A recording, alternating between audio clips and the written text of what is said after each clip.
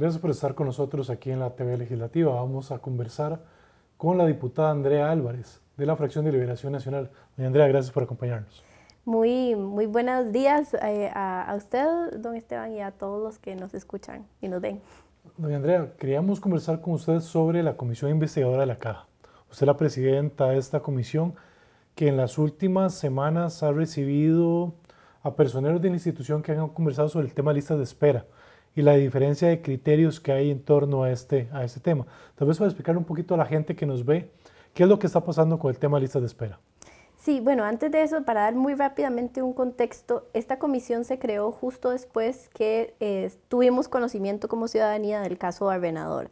No obstante, y eso abrió una oportunidad para que se creara la comisión. No obstante, nosotros desde el despacho llevábamos más de un año trabajando en el tema de listas de espera y viendo cómo desde la Asamblea podíamos de forma constructiva aportar al debate, entendiendo que está la autonomía de la caja y demás, pero yo no quería como que mi contribución fuera cada vez en cuando en plenario decir no han bajado las listas y ya, sino bueno, cómo podemos colaborar propositivamente desde acá. Entonces, producto de todas las reuniones que teníamos, en realidad nos parecía que lo ideal era como crear una comisión especial de la caja, que ya se ha creado en otros cuatrienios, ¿verdad? Pero con ese enfoque. Cuando sucede lo de Barbenador, entonces más bien la idea fue hacerlo integral por Barbenador para que la ciudadanía conozca lo que ocurrió, ¿verdad? Pero también no enfocarnos solo en ese caso en específico, sino también en la gestión de la caja. Entonces, en ese sentido, las últimas 2 semanas hemos tenido representantes de la caja que trabajan en listas de espera. Lo que sucedió en la última comisión es que por un lado teníamos a la directora de la Unidad Técnica de Listas de Espera, que además es la 8ª persona que en estos 3 años ha estado en ese puesto. Entonces ya solo por eso, ¿verdad? Un poco caótico, desordenado. Y por otro lado, teníamos a un asesor de la gerencia médica que también le habían asignado el tema de listas de espera porque lo habían nombrado en una comisión interventora sobre listas de espera. Entonces ya esa, digamos, práctica que tuvo la anterior presidenta ejecutiva suspendida, pues generó mucho desorden, porque entonces, bueno, ¿quién en la caja está responsabilizado por el tema de listas de espera? Entre ellos había diferentes criterios, lo cual, digamos, yo no lo veo mal, o sea, puede haber discusiones sobre cuál estrategia puede ser más efectiva, como qué se debe priorizar sobre lo que no se debe priorizar, etcétera, eso es normal, pero entonces, si hay discrepancias entre las personas técnicas de la caja, alguien tiene que poner orden, ¿verdad? Para ver, bueno, con cuál medida es que vamos a abordar el problema. Y más bien lo que nosotros vimos desde la comisión fue mucha desorganización, porque por un lado era jornada por resultados, por otro lado jornadas de producción, los datos que ellos nos daban no coincidían.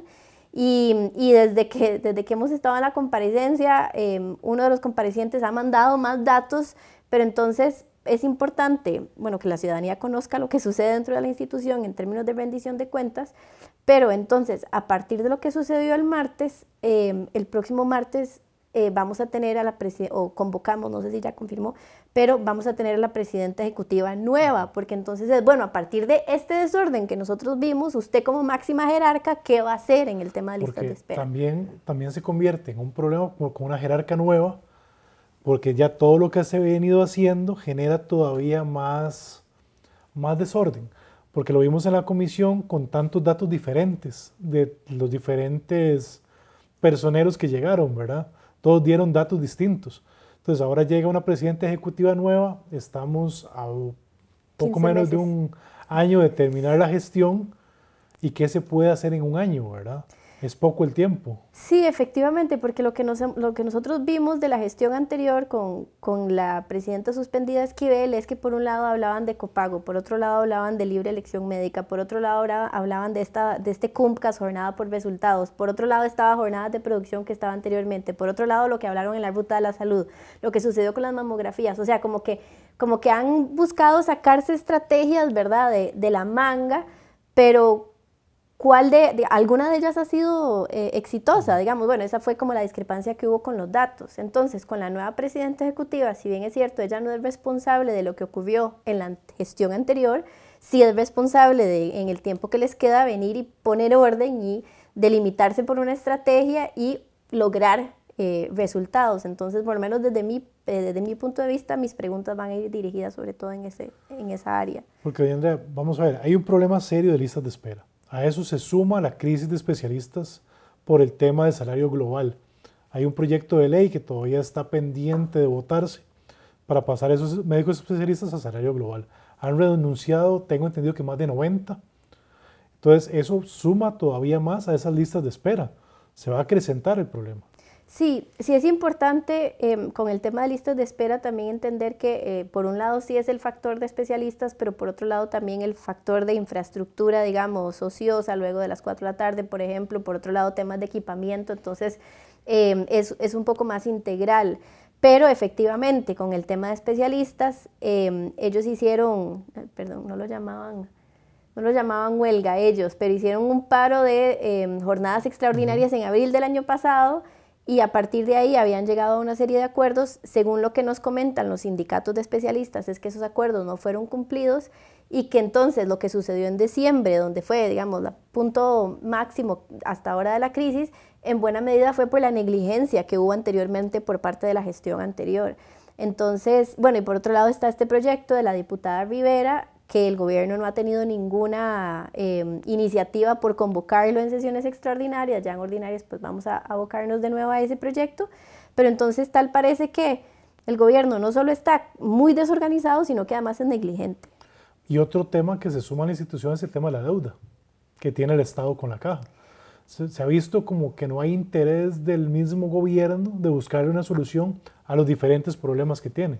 Sí, y ahí lo que explicaba la Contralora, y esto es importante que la ciudadanía lo tenga claro, cuando incluso nosotros hemos hablado del tema de la deuda, nos enfocamos mucho en Hacienda, que el ministro Acosta no está pagando la deuda. Pero por otro lado, la responsabilidad también recae en la presidencia ejecutiva de la Caja, que le corresponde cobrar esa deuda y estar insistiéndole, digamos, a su presidente que se haga cargo de la deuda. Entonces hay una corresponsabilidad, y para mí, y esto es muy personal, yo tacharía aún más a la presidenta suspendida Esquivel por no haber cobrado esa deuda, porque no está velando por su institución. Es que todavía Hacienda, digamos, yo no comparto el criterio, pero puedo entender, pero lo que le toca a la presidenta, que era defender la institución, no lo estaba haciendo por plegarse a la visión del presidente. Entonces eso es sumamente reprochable.